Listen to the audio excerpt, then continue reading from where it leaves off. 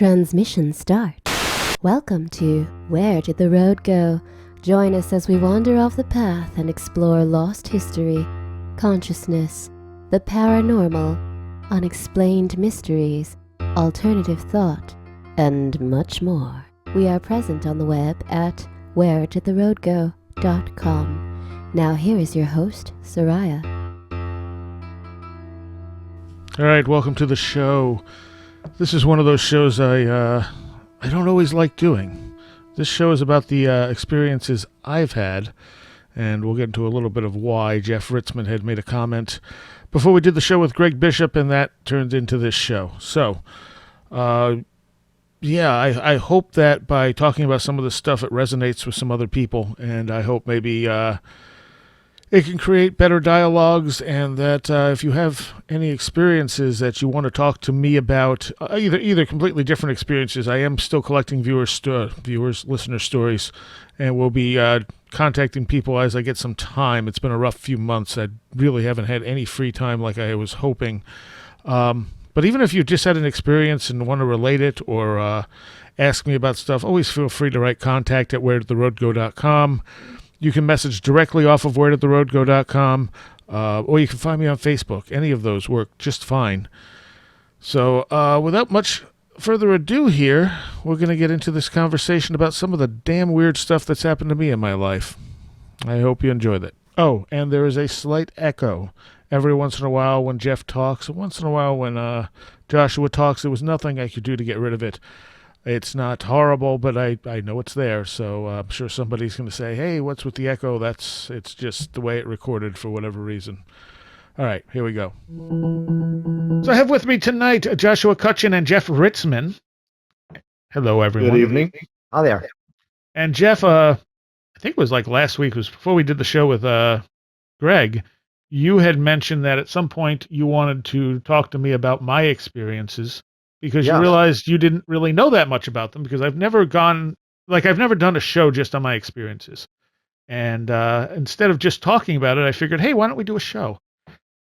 And we can get into a little bit of that. The only time I've done a show on my own experiences early on was I did a show on my Kundalini, because I was really hoping, and it was successful in this, that other people would hear that and be like, oh my God, this is what's happening to me. And I got deluged in email from people who had similar experiences and had no idea what it was. So that show, as hard as it was for me to do, was well worth doing. But I've, of course, had a lot of other weird experiences, and I mention them here and there as stuff comes up. You interestingly drop these things. You pepper these things around, and tell me if I'm wrong, audience, but he seems to pepper these things around in interviews, like, yeah, well, I remember when I contacted the half-inflated dog lord that time, and so on and so forth. And it's like, what is this? Well, these casual drops. Yeah. So, very interesting. One of my issues is I'm not really good at talking about myself. I never have been. I'm always interested in listening to other people. And so, I mean, it's one of the things people will comment on, that I let my guests talk. And I think, well, yes, that's why they're on, because I want to hear them. I don't want to hear me. Right. But if I have something relevant, I'll just toss it out there quick and move on. Right. And it takes someone like you to stop and go, hey, wait a minute. So that said, Seriah. So starting from that point, has there been anything I've mentioned that you had questions about, or where should we start with this? I mean, I think you need to start at the start, which is to say, one of the questions I was asked at the beginning of my my poking around in this in my own life was, what is the first odd thing that you ever remember happening to you? Kundalini, probably. Really? Okay. What age was that? Right around 12. Wow. Okay. Right around the same time I also developed type 1 diabetes. Interesting. And I do think there's a connection between the stuff that's happened to me and that type 1 diabetes. One of the things I used to have are these dreams of this dark black shadow chasing me. And I had them most of my young life. And eventually, at some point, I realized, hey, that's me. And this came in sort of a revelatory sort of thing where I realized that thing I'm running from is actually me. And then those dreams stopped. And, but I think, I mean, when you look into what type 1 diabetes is, it's basically your body fighting itself. Okay. It's your immune system turns on the T cells around your pancreas, which help create insulin, and it destroys them. And I've always wondered, huh? Oh, I was just going to throw out, was this your shamanic trial of health? You think that's part of I don't know, but I always wondered, like, is it because I was fighting myself, even though I didn't realize I was fighting myself, that I was running from myself, that the diabetes was like my body kind of mimicking that in a sense? Huh. I don't. I mean, I have to ask this before we get too deep in here. Is are we going to be allowed to? And I ask this purely for selfish reasons. Are we going to be able to talk about what was going on in your life, Sure. aside from this? Is that okay? Yeah, absolutely. I just don't want to go anywhere that you're not comfortable with going. So, I'll stop you. So with the Kundalini thing, anybody who's listening to Paratopia or any of the shows that I've done knows that Jeremy Vaeni is my broadcast partner, was very into, or is still into, the Kundalini experience, and he's derived a whole lot out of his experiences that continue to this day with that sort of energy thing. Now, how did that manifest for you? Horribly. Or in other words, what were you doing at the point that happened? I have no idea. I mean, that was okay. so long ago. Honestly, my memories of a childhood are very, very spotty. I have a few memories here and there. Actually, one of the things I remember, and I don't know exactly when this was, but it was definitely around the same time period. My dad was very into trains. He actually opened up a hobby shop eventually, had this huge train layout, but we had lived on Long Island at the time when I was growing up. And there was this park, and in the park, they had this live steam thing. So they had these like miniature trains you could ride. And they were they work like actual steam engines and stuff. And we used to go there probably every weekend or something like that. And the two things I remember, and one of them, when I look back at it, I'm just kind of amused. I would take my bike there and I'd ride around the park. And these were all in dense woods. And, it was a nature preserve, basically, with this train track running through it. So you were basically an Amblin kid, right? I don't know what that means. Like the Amblin 80s movies where the kids are always on bikes and... Oh, yes. Yeah. Oh, yeah. No, definitely. Definitely as a kid. So I'd bring my bike and I'd ride around there while they were doing stuff, and then come back and, ride the trains and then go out riding again. Because I really liked riding bikes. And there was one time I went down this trail and I stopped and I looked over, and there were these two guys and a girl in the woods, kind of secreting away. And I'm kind of like, what's going on there? And then they see me and I'm like, oh crap. And I take off. And of course, now I look back and I'm like, oh, they were probably smoking pot. Yeah. That's Occam's razor of teenage behavior. They're probably smoking pot. But at the time, I had no idea. All I knew is, I stumbled on them and they were kind of like, oh, someone saw us. And I was like, oh, crap. And I remember actually riding away pretty quick, because I looked back and they were kind of walking down the trail behind me. And I'm like, oh, my God, they're coming after me. And I hit something and the bike kind of flipped on its side. Like my side actually touched the ground. And then the next thing I knew, I was right back on the wheels again and going. And I'm like, how did that just happen? I literally fell sideways and just kept going. And maybe, it seemed like more than it was. I don't know. But I mean, that's one of the only real weird things I can remember from being a child. The other one in that area is that occasionally I would come into these big open areas and everything would just go to that dead quiet. That sort of ominous, dark, like something else is here, I'm getting out of here type of thing. There are stories, though, of people who, close their eyes at this last minute before they have a collision or something in their cars or whatnot, and they open their eyes and they're fine. Oh yeah, that's a whole subset of events that people experience. So maybe it was something. Yeah, maybe. I really don't know, but I mean, as far as early experiences, there was nothing really significant. And like I said, my memory is very, very spotty before a certain point. When you say spotty, as far as your childhood, everybody has a kind of a feeling barometer, that seems to be associated with early childhood thoughts. What would you say your feeling of being a child was? Was it happy? Was it sad? Was it fearful? No, it was What would happy. you say? It was a happy childhood? Yeah, Okay. yeah, absolutely. I had a really good family and never had any major issues. So Okay. until the Kundalini started, that kind of set my life on its head. Okay. So well, I should say, what impact did that have on you? And what did that feel like? Well, it started off with hallucinations and then it turned into intense pain. Okay.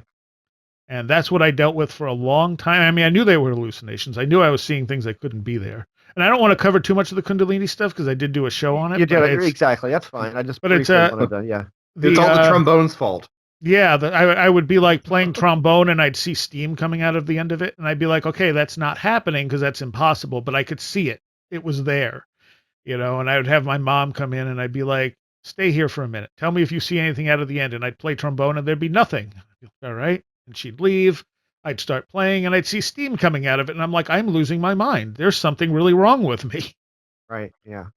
And of course, later when I found out what Kundalini was, most of the hallucinations I had were listed in the list of here are things you'll experience when Kundalini wakes up. And I'm going, oh, look at that.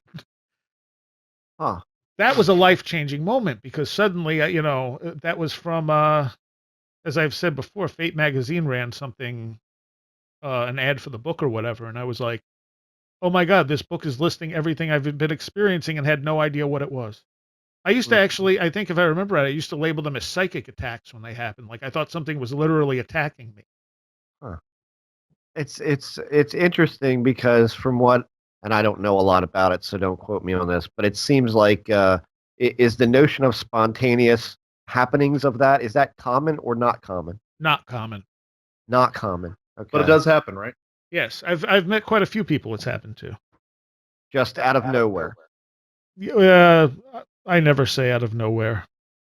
Well, yeah, everything has an origin point, but yeah, like spontaneous, more spontaneous than not. Oh, you mean the Kundalini? Yes. Yes. Yeah. Okay. So, if we could interject this right quick, walk this back even farther. Is there any sort of family history of weirdness? I mean, No, is this something not that I'm aware of? Okay, fair enough. Now, everyone in my family was very down to earth. They weren't really interested in the stuff. No one's ever told me weird stories. What about the area, like the environmental area? Is there anything that you can think of that would be odd or, no, in some kind of major upheaval, maybe? No, especially not when I lived on Long Island. That was like the picture of like suburban life. Suburbia, okay. Yeah.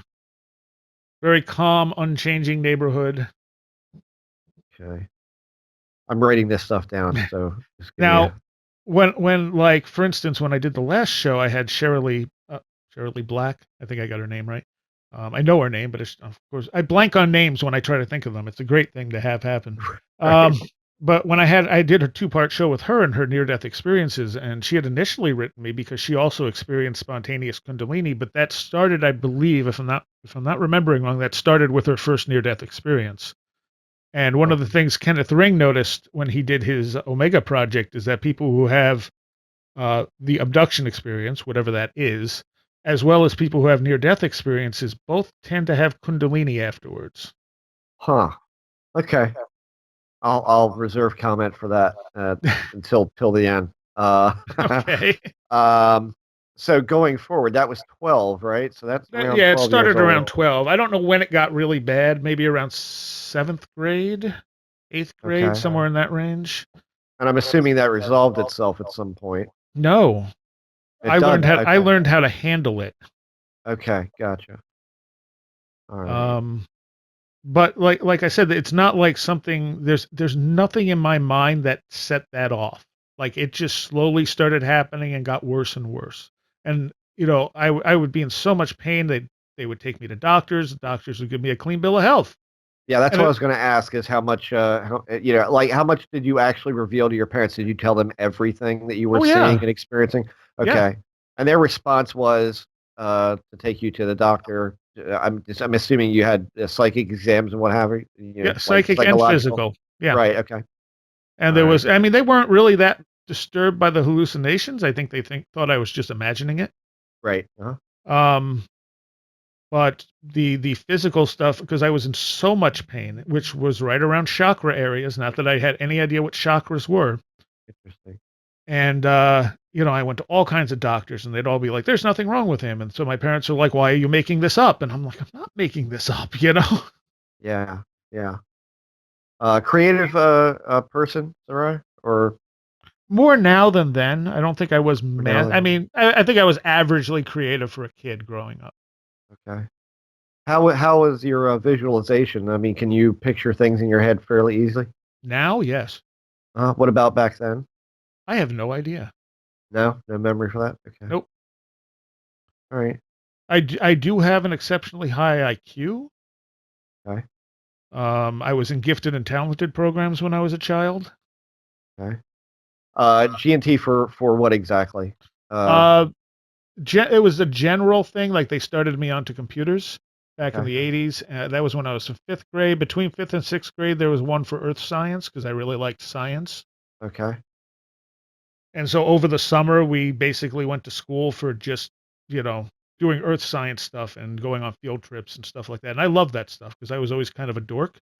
Right. I wanted to learn things. I wanted to be an archaeologist so I could be like Indiana Jones, and I wanted to be an astronomer so I could find UFOs. Right. Okay. And when did so analytics weren't completely off of your radar. In other words, it wasn't relegated to a special interest. In other words, you could handle the analytic stuff as well as maybe the creative stuff in a total package. Is that correct? Yeah, but I don't recall doing too much creative stuff when I was a kid other than playing with toys and stuff like that. Okay. And like I said, nothing extraordinarily creative as a kid that I would say was extraordinarily creative. I think all kids have some level of creativity. Okay.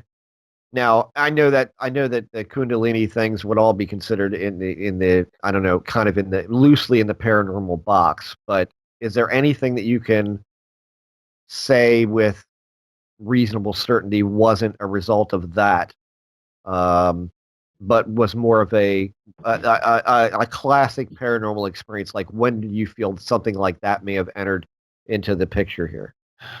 Again, my memory before I started writing things down, my memory is very hit and miss, and that was Okay. around the time I was 19. I think I started writing things down Okay. because somewhere along the line, something told me I should be writing everything down. So I Okay. started writing things down. So there was Um, a fair variety of weird things a growing lot, up. a lot of stuff that's been told to me has been in semi dream type states. Okay. Um, and the fact that so many of them have been dead on accurate and to a degree that I don't even realize until I've been working on this book on all this stuff, where I'm going back and going, oh my God, I can't believe how much information is in this dream that didn't happen for 6 years. Huh. So much precognitive stuff and other stuff. The last time you were on, we were talking about how, basically I was told to be anti-structural in a sense. Right. And I didn't understand what that meant. I didn't understand what it was trying to tell me until I read, like I said, it was either Castaneda or Way of Weird, and suddenly went, oh, I get it now. Right. But you said that you're almost naturally anti-structural. Is that correct? Yeah, definitely. Okay. All right. I'm anti-traditional, anti-structural. I mean, every once in a while I create for the music show. Music show I've been doing almost 25 years now. And I'll occasionally build a structure into it. It's a 6-hour show, so I have a lot of room to work with. And I'll be like, this is how I'm going to structure it. And at 2:00, we're going to do this. And at 4:00, we're going to do this. And that lasts a few weeks. And then I go, I'm tired of doing this. I'm going to do it differently now. Right. Right. Right. And sometimes I'll do something just long enough that people expect it. And they're like, what happened? And I'll be like, oh, I don't know. I just stopped doing it. Yeah. Yeah. Okay. I have a background switcher on my computer because I can't stand looking at the same background for very long. Interesting. Okay. How were you in school? I did great in school until the Kundalini kicked in. Oh, okay. And then I still did great in school. I mean, by the time I was graduating 6th grade, I was doing 9th grade work Okay. because of the gifted and talented stuff. And Right. then the Kundalini kicked in, and I just didn't go to school a lot because I was worried what would happen if it kicked in while I was there. Ah, okay. And Okay. then, but I could go in and I could pass any test they gave me, but I would fail because of attendance. I gotcha. I gotcha. How's I how's did. uh how's You know your what? relationship to altered states? I've never done a drug in my life. Yeah, that purely okay. Good. However, Yeah. I do remember one of the things, and I've talked about this before, was the doppelganger. Okay, do Um, tell. so I was late going into school because I didn't want to. I've always been fairly nocturnal, and once I once the Kundalini and everything kicked in, it actually made me more nocturnal. And I figured if I'm going to go to school, I'm going to try and shave off as much of it as possible. And so I'd go in late.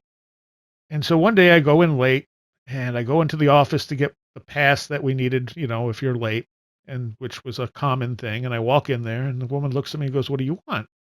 And I said, "The pass. I just got here." And she's like, "No, you didn't." I'm like, "Yeah, I did." She's like, "No, we've been watching you walk up and down that hallway for the last hour." Now, mind you, I didn't look like anyone else in the school. And I was just like, "No, that's impossible. I was home in bed an hour ago." And I'm going, "You can call my mother. She just dropped me off. She'll be home in 5 minutes. You can call her and ask." And finally, they just relented and gave me the pass, like real suspiciously. And I'm just like, "What the hell was that?" Huh. Good thing you didn't Okay. see. Good thing you didn't see your doppelganger there, Seriah. I don't know how I would have handled it at that point. Well, traditionally it would mean that you'd die, right? Yeah, I don't know.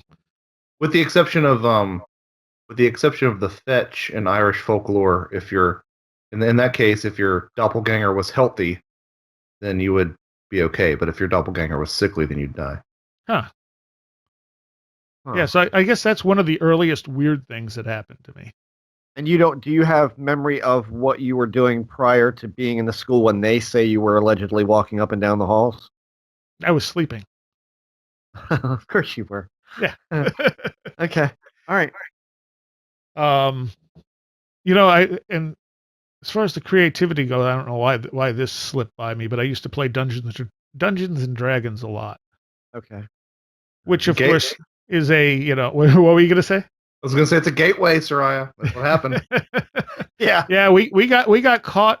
We were playing it in school, and we got caught into that whole thing where they were saying it was satanic, and these groups were coming around trying to get us to stop playing. We were right in the middle of all of that. Huh.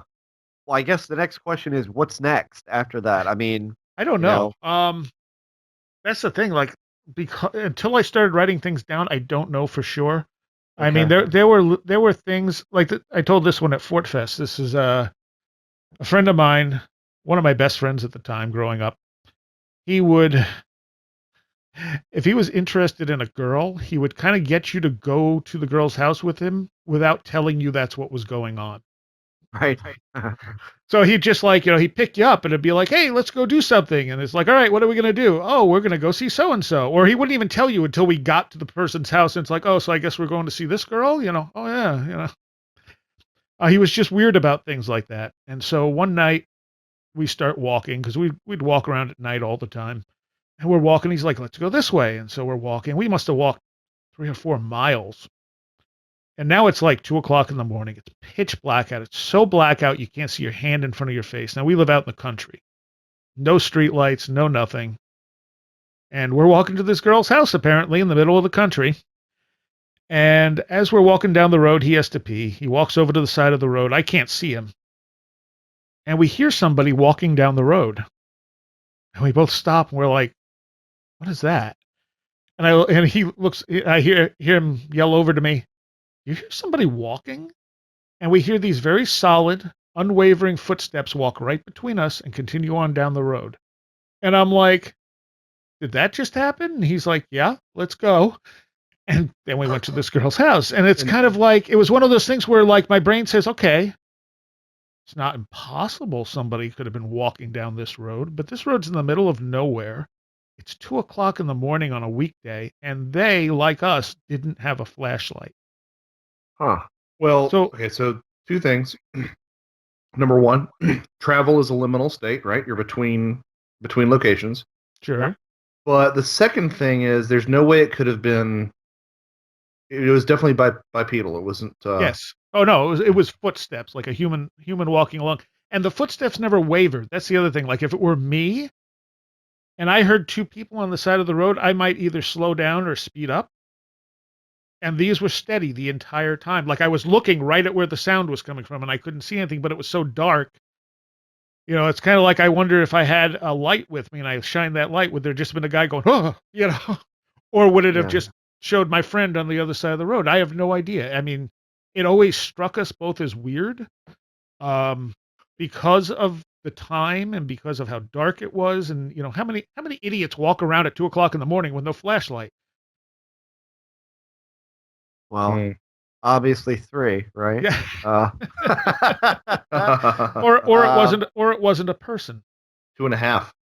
right, right, exactly. I had actually asked him about this recently. I said, "Hey, do you remember the time that person walked between us and there shouldn't have been a person there or whatever?" And he's like, "Yeah, but that's not the weirdest thing that ever happened with you." And I'm like, "Yes, I know." Huh. Okay. So there's that, which, you know, that's a weird thing. But Yeah, if you go forward of that, now you say that you didn't have notes before 19 years old because you didn't keep notes for that. right. But if I asked you, was there some kind of like seminal weird thing that happened before the age of 19? Would you remember something No, really Let's profoundly not weird? really. let's No. regress him. Let's regress you. Let's use hypnosis. Yes, I want you to count backwards from 100. Um, The yeah. weirdness definitely built slowly. Like it Okay. wasn't like I was inundated with weirdness. It was a Okay. slow build. Little things like that would happen, and also when I started practicing magic, more stuff happened. Well, yeah. And I think I've mentioned, when I started practicing magic, it was interesting to me, but at the same time, I didn't believe it for a moment. I said, this stuff isn't going to do anything. And then it had effects and things started happening, and I went, huh, now I'm really interested. Right. So at the age of 19, and you started keeping notes. Now, I know you've mentioned a UFO sighting at one point of something massive. That was around, that was a good 10 years later. Okay. Is it for you? Is it repeated UFO sightings or No. no? Okay. I have seen just a few different UFOs and only that one really big one. Okay. And nothing related. I mean, two of them happened during liminal periods where things were changing, Okay. which of course I didn't notice when they happened. But I noticed honestly after talking to Mike Cleland and went, huh. Okay. So Yeah. that makes sense there. Okay. Yeah, so it would have been 2000 when that happened. 2000. Somewhere I have the exact date. It was like June 6th, 2000 or something. Okay. So did you never have a period in your life where it was a 3-ring circus? No, I mean not like you did. Yeah. Well, okay. That's fair enough. My stuff was generally pretty spaced out. Okay. And going through my notes, I see that even more, that the only time where I had a lot of activity and I didn't keep any notes, uh, was when I was dating one particular person who also had massive Kundalini, and Huh. stuff just happened with us on a daily basis. Did you know that when you met her? I knew after talking to her for a little bit. So, Interesting. so she was the person that, when I said earlier I had things predicted 6 years in advance, she was the person that was predicted 6 years in advance. Ah. Like I was given Okay. all this key information that only would have applied to her.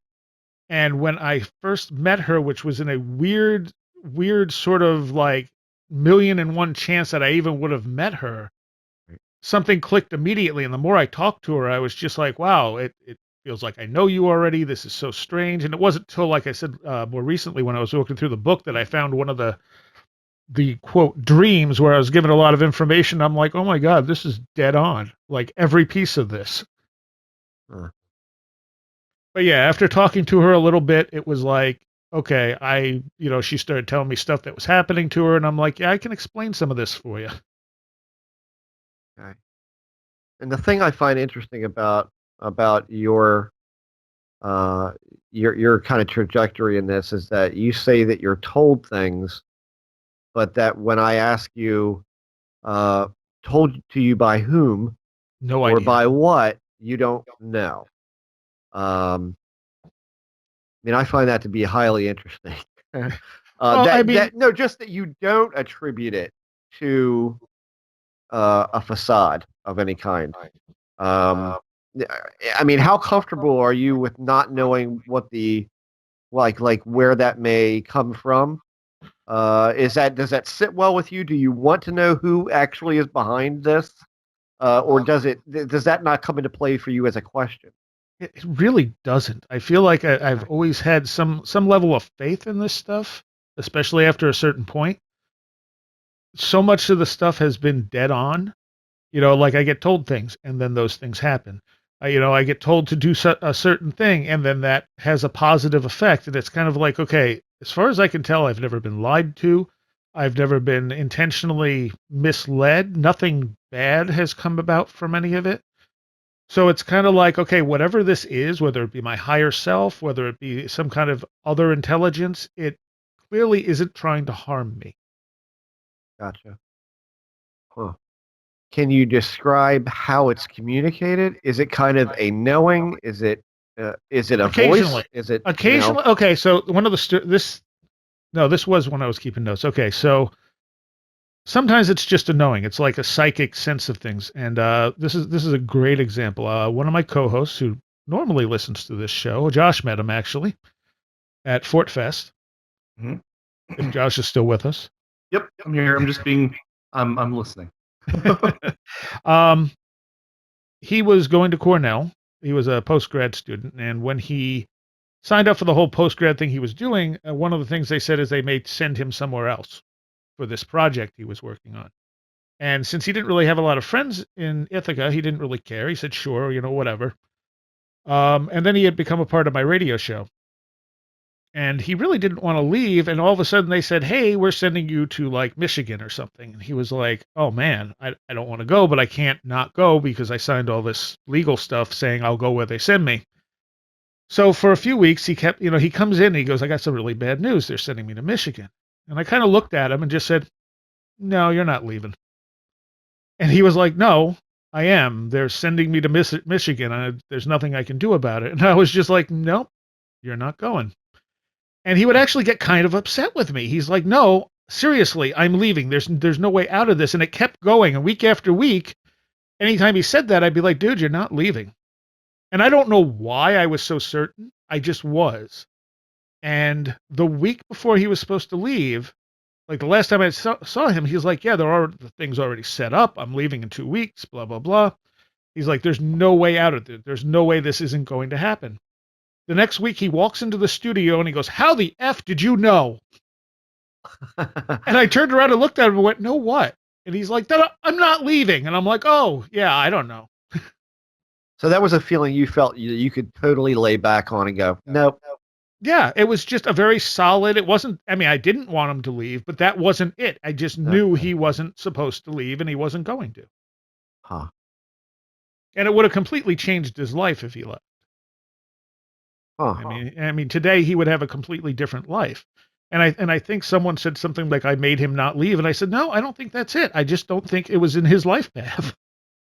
Whatever that means, I just knew he wasn't going at that point. Huh.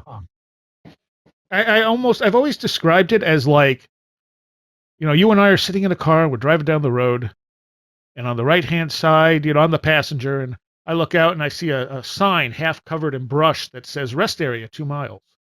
And I look over at you and I say, hey, there's a rest area in 2 miles. And you go, what? No, there's not. Right. How would you know that? And I'm like, but there was a sign. I just read the sign. It's not like oh my God, this is amazing secret information. It's just my perspective was different. Right.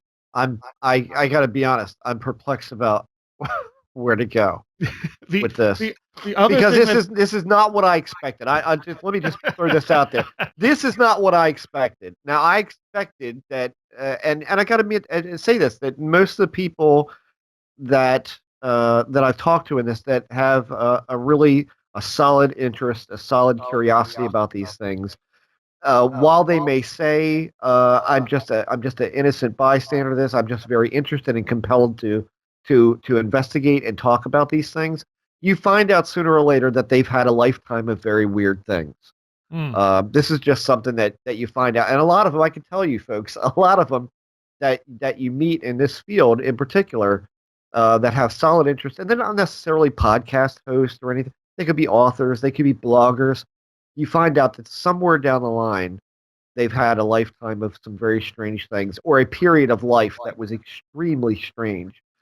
Whereas with you, Seriah, it seems to be um, the touch-off point at 12 years old with the Kundalini thing.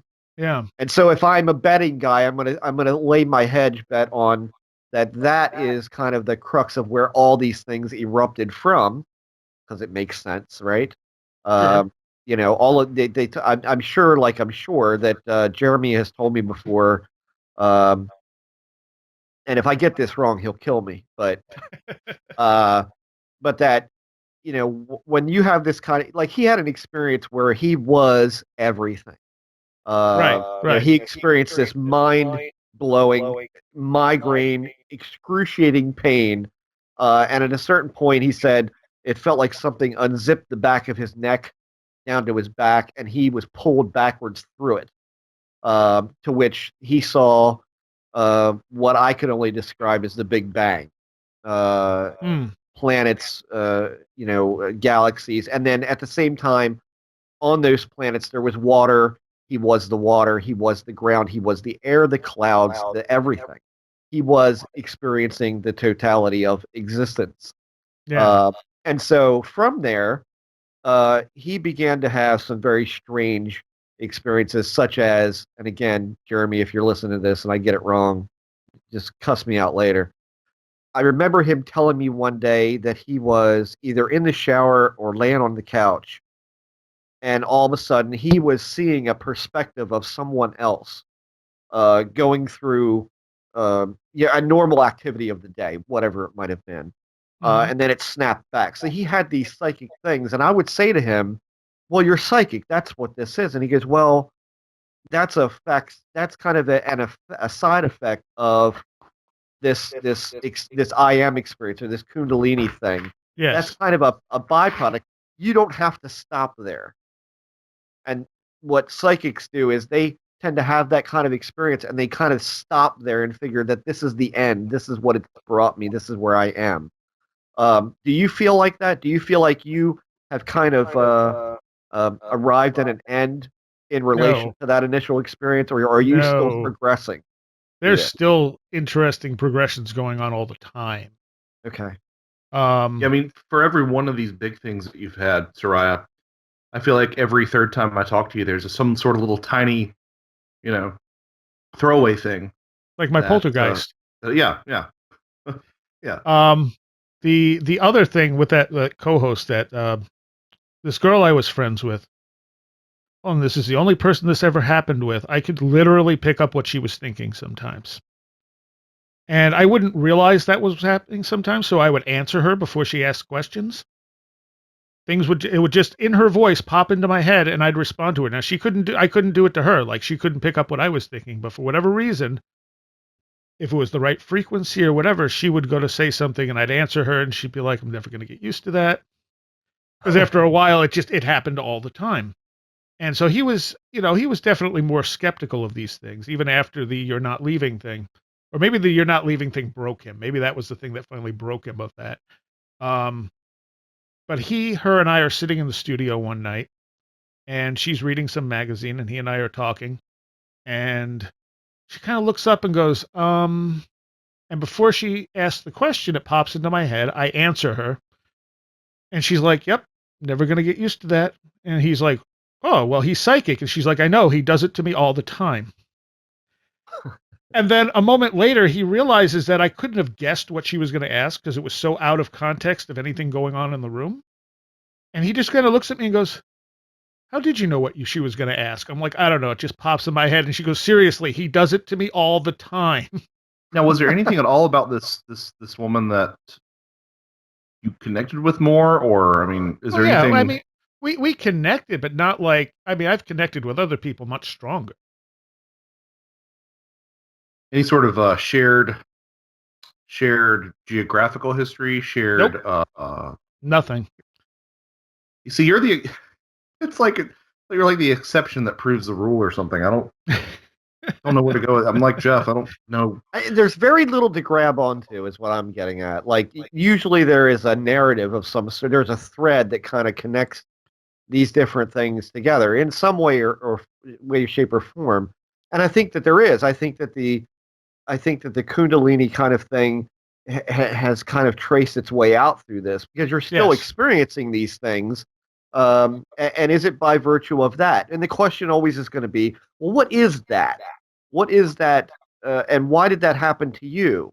You know, at that age, you know, and again, I have to refer back to Jeremy because he's the only experience that I have in talking about this. And I got to be honest with you, half the time I don't even know what the hell he's talking about.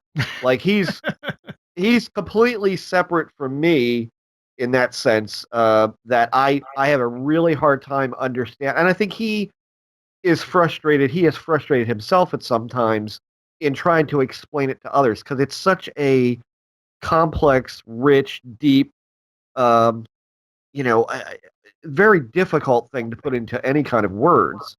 And he's related that to me. But there's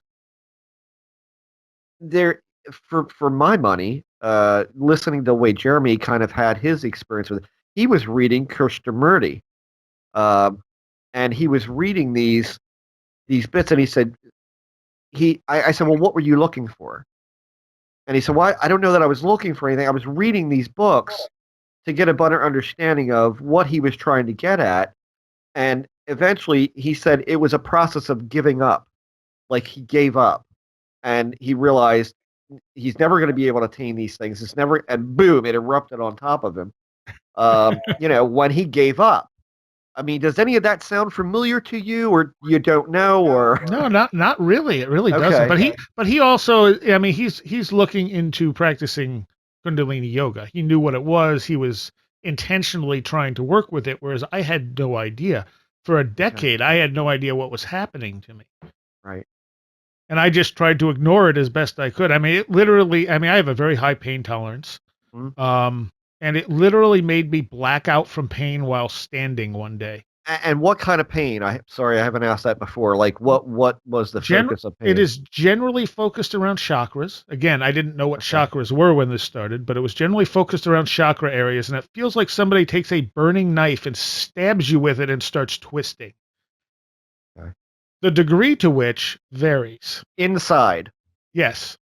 Okay, so deep inside pain, not Yeah, like it's back pain or chest pains or anything like no. internal pain. And the most common, especially with me, the Kundalini starts just inside the tailbone, and Okay. that is where I had the most pain. Huh. And again, as a kid, that was, well, you must have something wrong with your digestive system, except I didn't. But Um, I had literally got to my bedroom door one night and it was just throbbing because it pulses. It doesn't, okay. it's not like a constant pain. Um, I think the only thing I've ever felt that was worse was I had an abscess tooth once. Okay. And I think that pain was worse. But the thing with the tooth too is it took days before the pain went away, whereas the Kundalini will come and then it'll go. You know, Okay. it doesn't last for hours and hours usually. Usually it lasts for 10, 15 minutes and then subsides. And do you still have these pains in any way? Oh yeah, every once in a while. But Okay. I also know how to move the energy around now too. Okay. Okay. But if I Uh, do get pain, I mean pains supposedly are caused by blocks. So if I start getting pain, I'm thinking, okay, what am I blocking? Like why is this hurting? It should just be moving. okay. So, wow. So, it's like every goddamn word you say opens another book, and right now I'm looking at like a stack here. So forget the energy moving thing for a minute. uh, uh, okay. So when you say blocked, uh, uh, would you say that a fair and accurate way to describe this would be that when you have any sort of uh, emotional, mental, um, maybe even some kind of physical worry or stress, that culminates in chakra pain, as you put it, this internal burning knife happens, and you can therefore address whatever issue that you're having in your life, or worry or stress, and that will alleviate that. So, are you essentially is are emotional and psychological stresses manifesting as these painful centers in the way of chakra? As far as I can tell, it's always unconscious stress. Unconscious stress. Okay. So it's not something I'm aware of, and that's why it's manifesting as pain. And usually it takes me sitting down and meditating for a while before things start popping into my head, and I start going, oh, well. Huh. Okay. I've been hearing this stuff for a while, so I mean, what is sort of striking to me is that you didn't. I mean, the closest thing to like a shamanic awakening would have been this type 1 thing, but that doesn't still doesn't really have the mouthfeel that I would think would be requisite for a shamanic awakening. Yeah. So I can, one of my Patreons, I believe, if I'm not mistaken, asked a question, and this would probably be a good time to answer it. Let me make sure I know what I'm talking about. Here's a question I could ask you, Seriah. Yeah.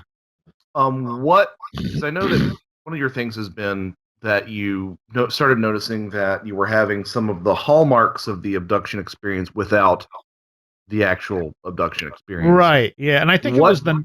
Oh, sorry, go ahead. No, go ahead. I was just going to ask, what is the closest thing to that that's happened to you? Just some sleep paralysis, or? Probably the sleep paralysis, but I also would get knocking. And I think it was the knocking when Strieber mentioned the 3 knocks in transformation. And I was like, wait, that's happened to me. And there was something, it was a lot of stuff Strieber was saying was happening to him was gelling with me. And I was going, wait a minute, this stuff happens to me, but not in this context. And then I started thinking, what if it's not aliens? Or I think initially I thought, am I dealing with aliens? And I said, I don't have any evidence I'm dealing with aliens. I don't know what I'm dealing with, but maybe to some people, whatever I'm dealing with also appears as aliens. Right. So yeah, you're just stumping us. The question, in the Ask Us Anything in the on Patreon was from Betty, and she wanted to know about Seriah Azkath, the name. And I think I've briefly mentioned this before, but I don't know. So, and I might have some of the timeline a little wrong, because I realized I had it a little wrong when I started going over my notes. It was more or less correct, but I think certain things happened a wider space apart than I realized.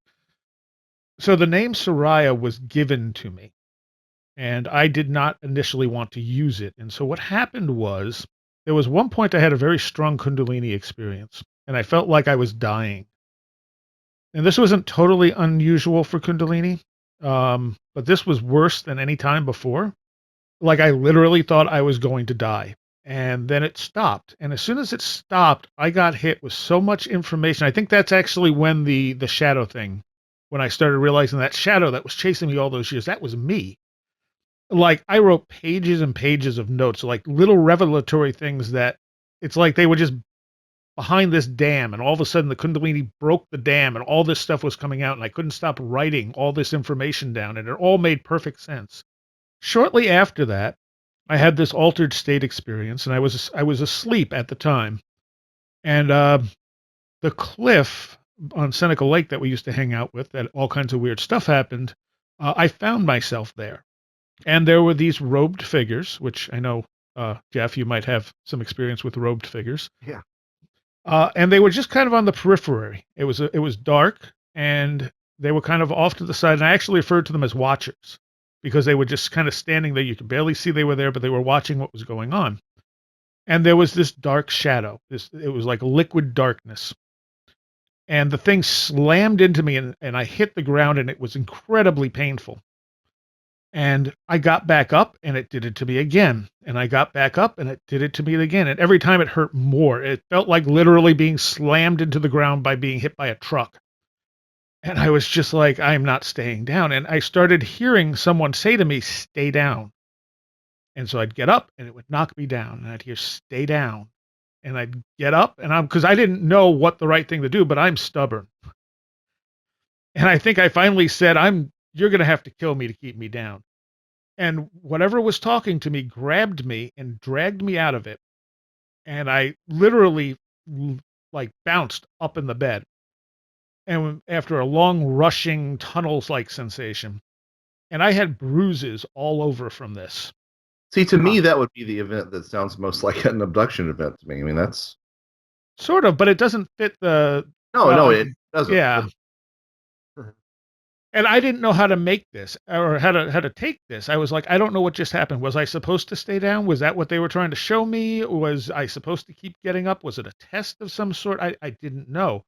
And then a few people I knew also said, did you do something? Because I just had a weird encounter with something, and I don't know what the hell it was, but it wasn't pleasant. And I was like, okay, so whatever it is it's not just me. Like this thing. These are friends or close people that okay. One was a woman who was sort of tutoring me in magic. Huh. And she had the most intense encounter.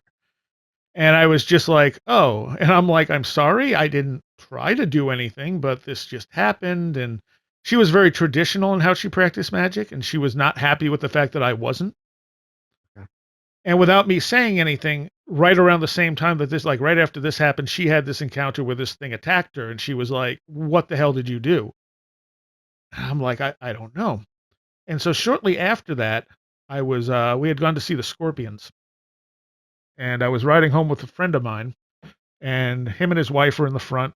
He's driving. I'm in the back with a friend of mine. She's asleep.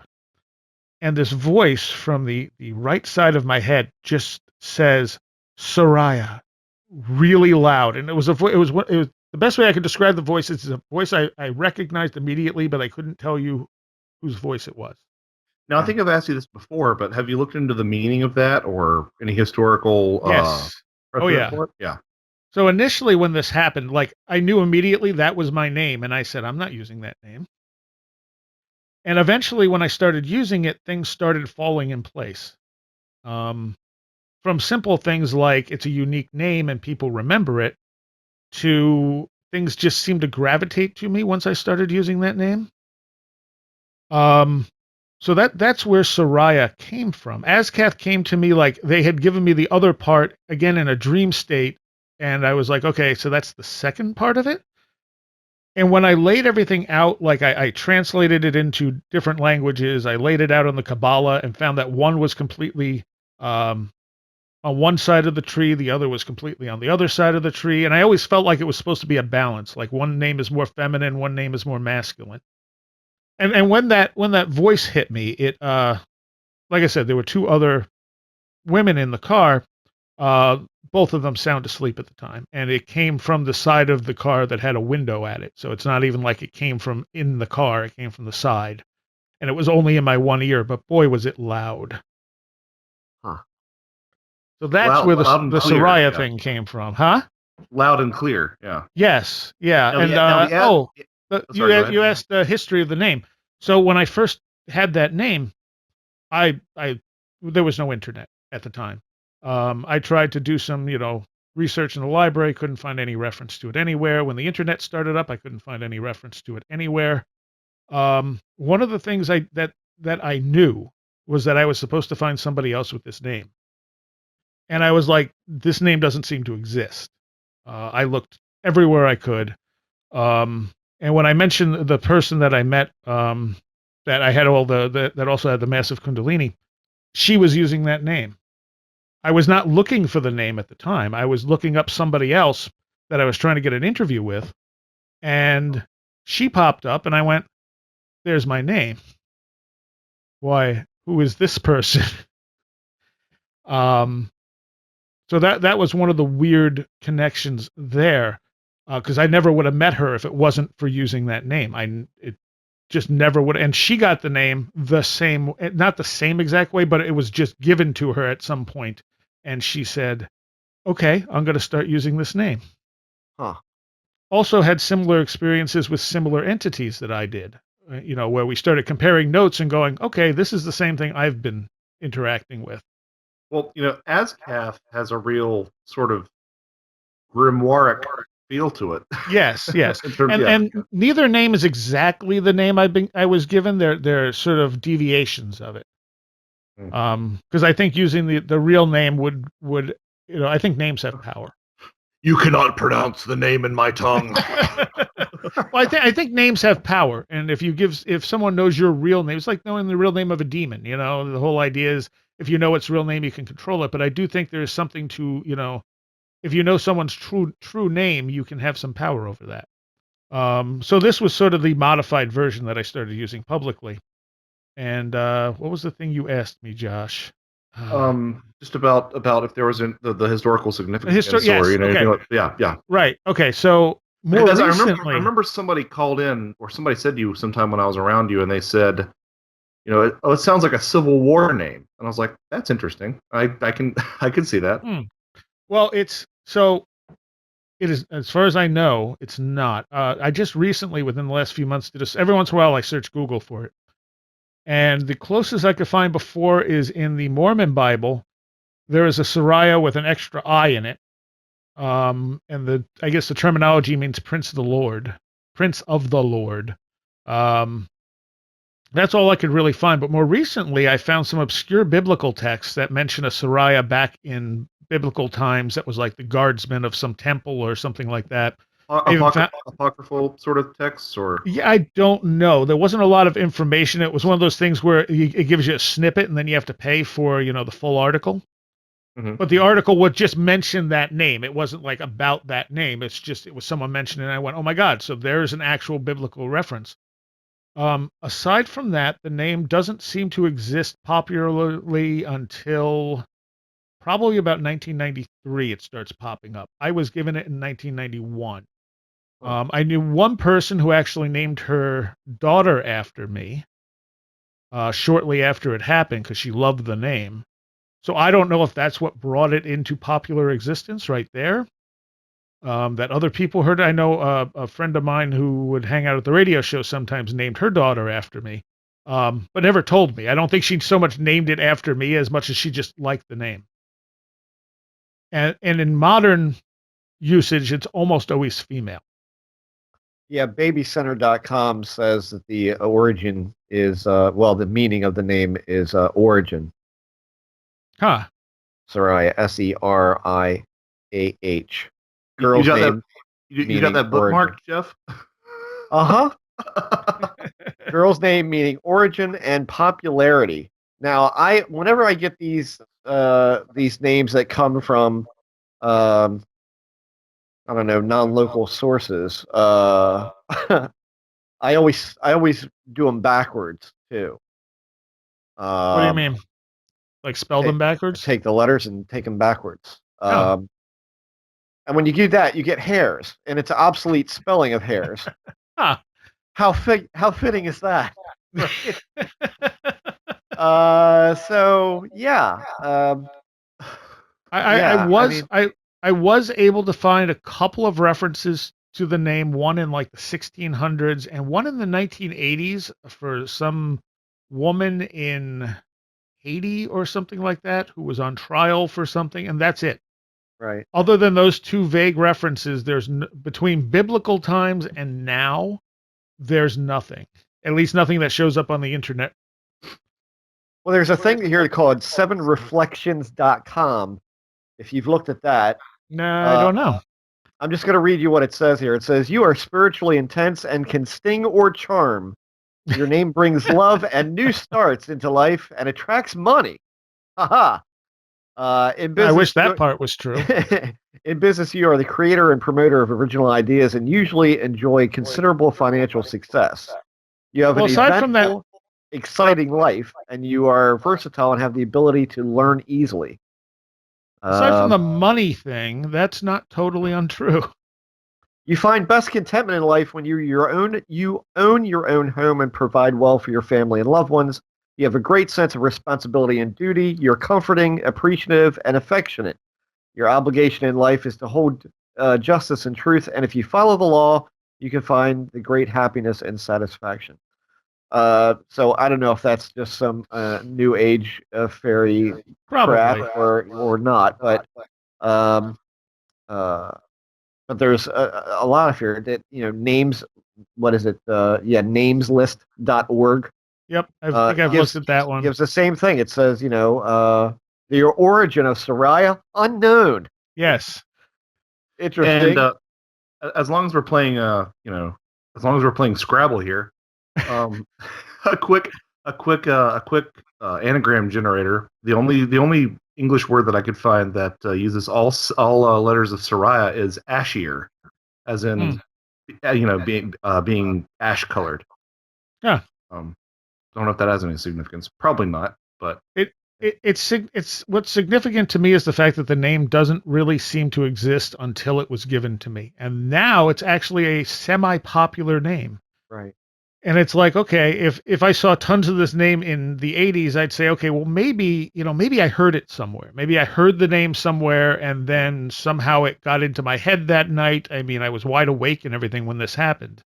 But I the think it's a fact, good name. I mean, I think it's a good name. You're lucky you didn't get saddled with Zehas or something. I or mean, Sierra. right, right. Yeah. I mean, I mean, I mean, people screw it up all the time, but that happens. It gets auto corrected to cereal a lot. right. Well, here's my confession. Uh, when you first contacted me, you contacted me on Facebook, Right. and your profile picture uh was a guy with long hair and a girl. Hmm. And when I got on Skype with you, I was expecting the girl. sexist. So that's why you started talking to me. Uh, yeah, that's it. Uh, no, I did. I mean, that was like, and I was like, oh, okay. And I for a good 10 minutes after we were talking, I'm like, I wonder when Seriah is going to get on the line. Because I thought you guys are married and you have the show and this is the show. And yeah, so I had a real warped sense of what was going on. And then I realized, oh, well, that's Seriah. Okay, great. Now I get it. But yeah, I mean, that was, I had never heard that name ever. I Yeah. had never even seen that name anywhere. Um, and so now begs the question, did you officially adopt this name? Like legal, is this your legal No, name now? it is not. Okay. It is not my legal name. Okay. All right. But that is what everybody knows you as. Depends when they've known me from. Okay. Gotcha. Okay. Because I find in a business environment, it's better to use my real name. Okay. Gotcha. Because Seriah stands out as such an odd name. You say that, and people, and I've had people think it was like Middle Eastern. I mean, all kinds of stuff, because people just don't know how to place that name. Yeah, you get on a no-fly list real quick. Yeah, exactly. Yeah. I had this girl contact me out of the blue, and she just writes me. She says, "I know you, don't I?" It was on some social media site. I don't remember which one. And she's like, "I know you." And I'm looking at her going, I have no idea who this person is. And I said, well, if you do, I don't know how. I said I do a couple of radio, or I think I just did the one radio show at the time. And I'm like, so was it that? And she's like, I don't know. She's like, but I know this name. She's like, I know your name. I know I've talked to you. And I'm completely blanking on it. And so I started talking to her, and she turned out to be pretty cool. And she was in a metal band and stuff. And I'm like, maybe it was the radio thing. You're in a metal band. And she's like, yeah, I don't know. She's like, but I know we've talked. And I'm thinking, okay, well, if we did, I don't remember you. And all of a sudden, one day she had apparently logged into an old email address and had a conversation we had about the band she was in at the time. And she sends it to me. She's like, I knew you from somewhere. And I'm thinking, oh, like we literally had like one exchange of email and that was it. But the name stuck with her 10 years later. Wow. Wow. Yeah. So there you go. I mean, that's it's it's memorable. Yes. Uh, like, and what's interesting about you is like all of these things, like um, they're certainly not unheard of events for people. No. Um, and the thing that fascinates me about you is well, all of this, but most of all, what fascinates me about you is that you have um, and apparently have never had much fear of any of this. Like No. this doesn't worry you. Um, Because you know, one of the things they showed me, they'd put me in situations in sort of an altered state where I had to detach from what was going on. And I learned how to carry that over into this state. So when something weird starts happening, I go into the sort of that detached state. how? I don't know. I just learned how to do it. It's just I step away from myself. So Okay. I function on almost what's a purely logical level rather than giving into impulses. Okay. So I might feel like, okay, I want to run right now. I'm going to step away from this and I'm going to observe what's going on instead. So you just throw senses wide open to it. Sort of, yeah. I go into an observational mode. Okay. And that Uh, fear, the fear is there when some of this stuff happens. Sometimes the fear is there stronger when I think back on it than when it actually happens. okay. So I'll go, oh, yeah, when that happened, I was perfectly calm and okay. But now that I'm thinking about it, why was I perfectly calm and okay? Yeah. Yeah. Okay.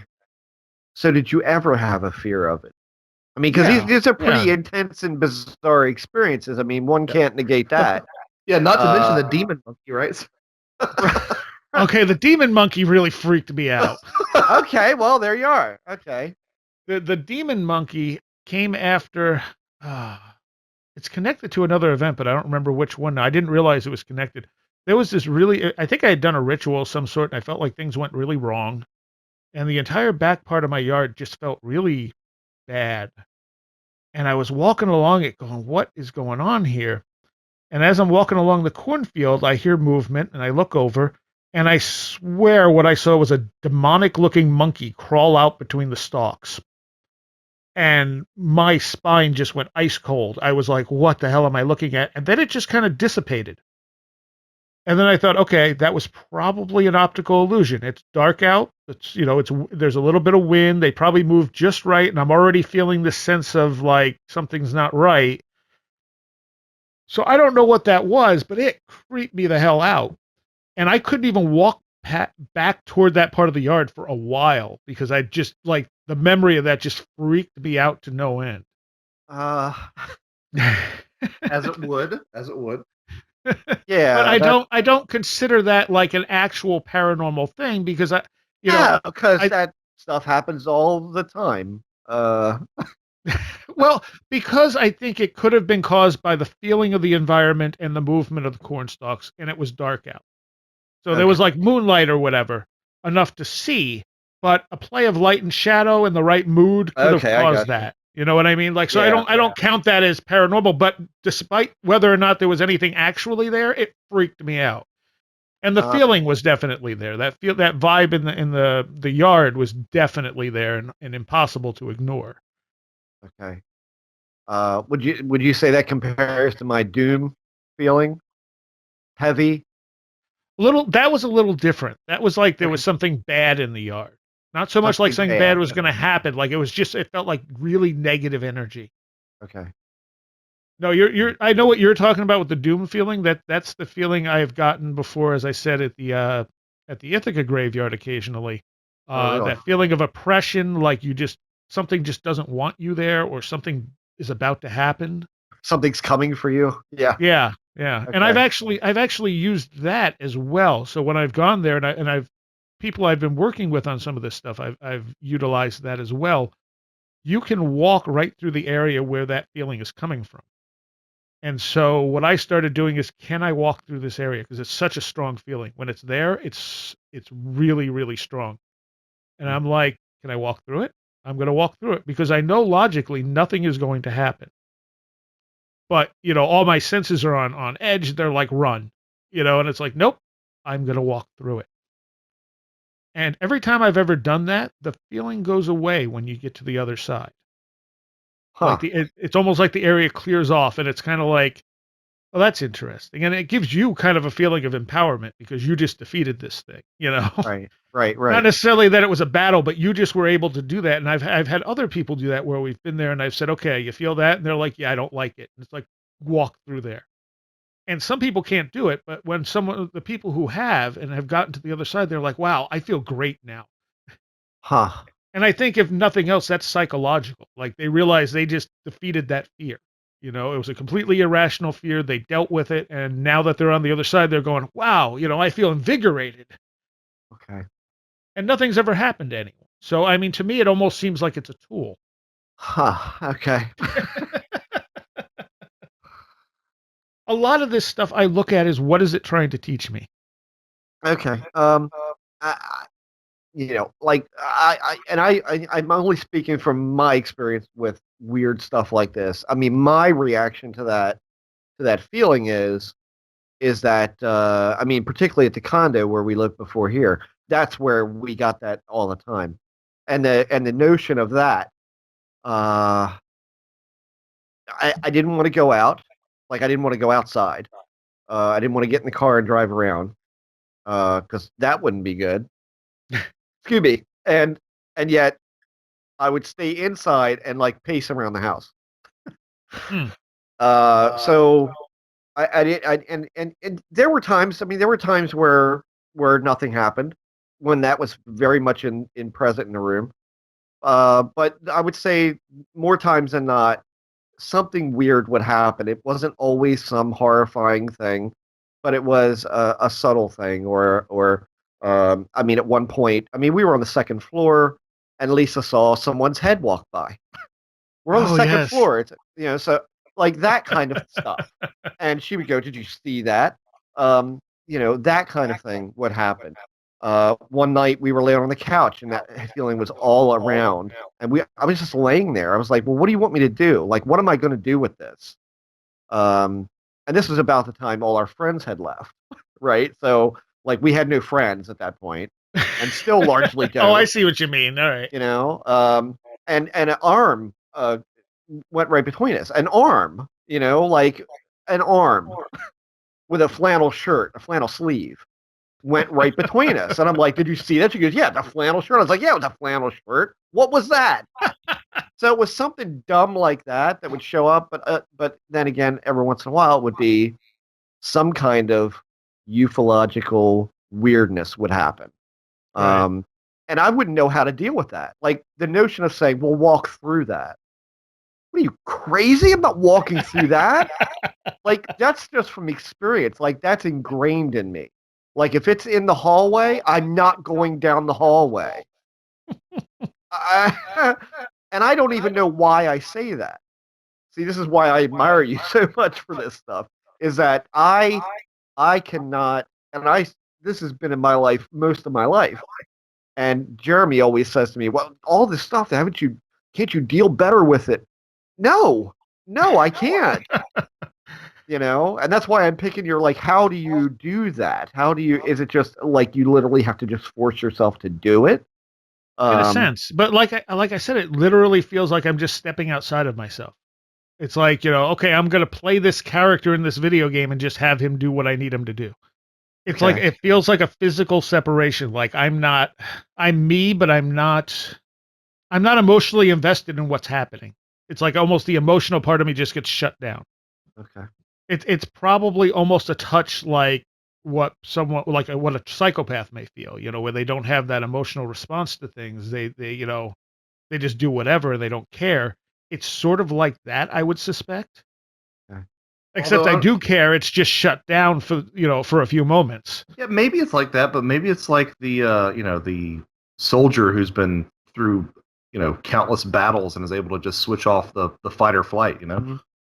because you've been Yeah. through so much stuff. I mean, the little stuff that happens to you would have me, Oh yeah.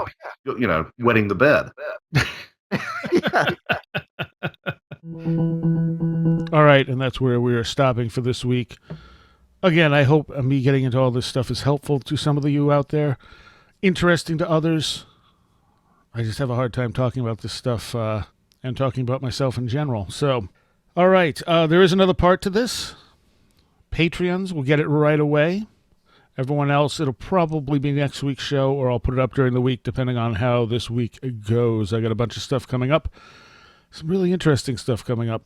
Follow us on Facebook. Join our Facebook group, whatever. To keep up to date as to what is going on Where Did the Road Go.